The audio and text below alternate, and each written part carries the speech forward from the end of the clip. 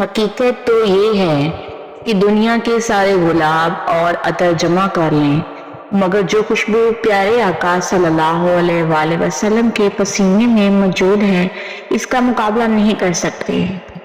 اے عرش بری کے خالق و مالک، اے دو جہاں کے مالک و مختار، تیری ہی رحمت ہر شے پر محیط ہے۔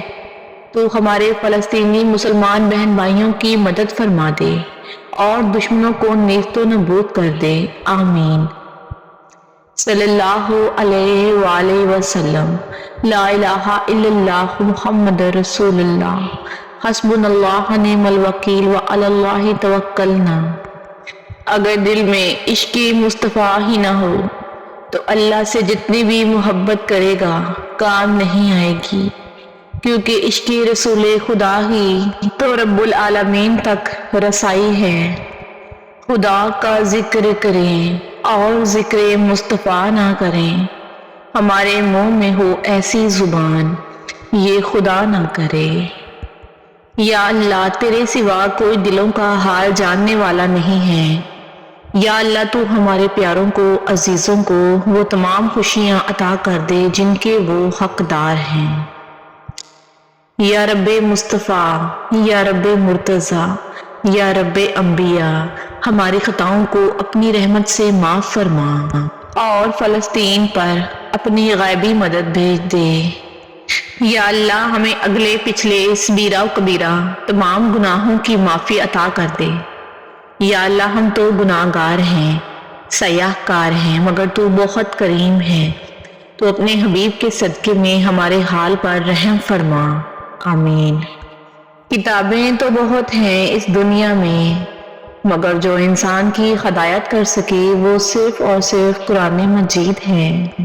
بھائیوں نے یوسف علیہ السلام کو مارنا چاہا مگر ناکام رہے، باپ کی نگاہوں سے دور کیا مگر محبت اور بڑھتی گئی، غلام بنا کر بیچ دیا مگر خدا نے بادشاہ بنا دیا۔ اس لیے لوگوں کی چاہت سے تم پریشان مت ہو، کیونکہ اللہ کے فیصلے اور چاہت سب پہ بھاری ہوا کرتی ہے۔ گناہ کو پھیلانے کا ذریعہ کبھی بھی نہ بنو، کیونکہ ہو سکتا ہے کہ تم تو توبہ کر لو لیکن جس کو تم نے گناہ پر لگا دیا ہے وہ آخرت میں تمہاری تباہی کا سبب بن جائے۔ دعائے رب العزت، میں نہیں جانتا میرے پیاروں کو کیا کیا مشکلات ہیں، اے پروردگار پر تو سب جانتا ہے۔ میں ان کی خاموشی اور تو ان کی آہ و بکا سننے والا ہے۔ میں ہنستے دیکھتا ہوں اور تو ان کو روتے دیکھتا ہے۔ میں ان کو ظاہری دیکھ سکتا ہوں جبکہ تو ان کو روح تک واقف ہے۔ اللہ پاک میں آپ سے دعا کرتا ہوں کہ ان کو وہ سب عطا فرما دے جن کی ان کو ضروریات ہیں اور جو ان کے لیے بہتر ہیں، ان کی مشکلوں کو، دکھوں کو، تمام تکلیفوں کو اور پریشانیوں کو دور فرما دے اور ان کی زندگی میں خوشیاں اور کامیابیاں عطا فرما۔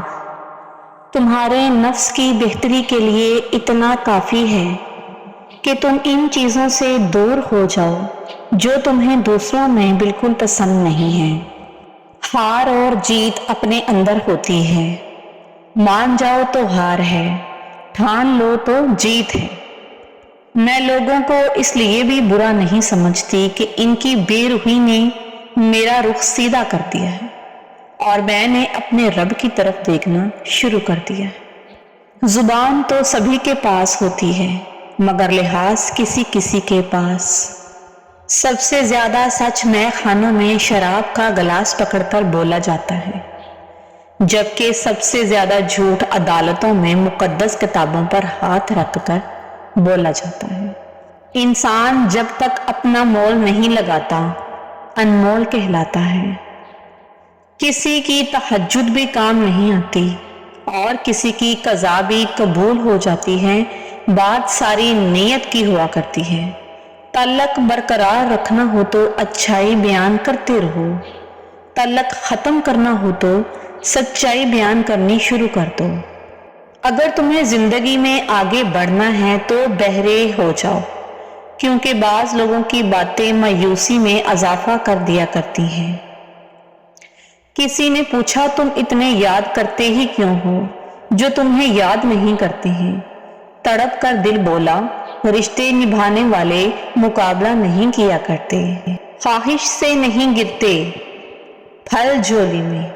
وقت کی شاخ کو میرے دوست ہلانا ہوگا، کچھ نہیں ہوگا اندھیروں کو برا کہنے سے، اپنے حصے کا دیا خود ہی جلانا ہوگا۔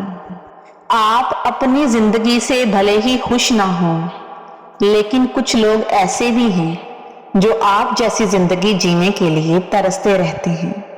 ٹھیک وقت پر کیے ہوئے مشکل فیصلے زندگی کو اکثر آسان بنا دیا کرتے ہیں۔